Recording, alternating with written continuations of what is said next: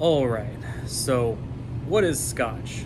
The simplest answer is that all Scotch is whiskey, but not all whiskey is Scotch. They come from 5 different regions in Scotland: Campbelltown, Highland, Islay, Lowland, and Speyside. There are 2 other requirements besides just being made in Scotland. One is being it has to be aged at least 3 years, and the second one it has to be aged in a ex-bourbon barrel. And then after that, they can age in whatever they want, either sherry or brandy or whatever it is.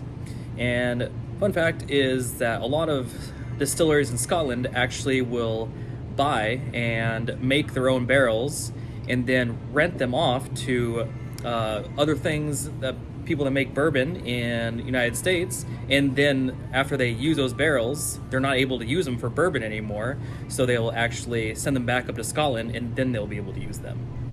So now that we understand the basics of Scotch, what's the difference between single malt and blended Scotch?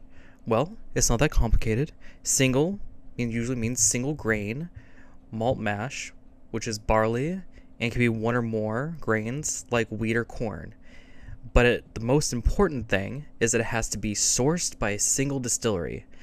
They can do whatever blends they want for whatever they make in their own distillery, but it has to be done in their own distillery.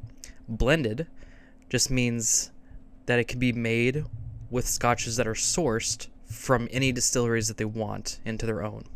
It doesn't necessarily mean it's lesser quality, and it can actually lead to something complex and rich. An example of a blended scotch is Johnny Walker. There's another scotch they blend with called Colilla, which is a peated scotch, and they put a little bit of this in to give it more of a smoky feel. I'm Kyle, and that was One More Shot.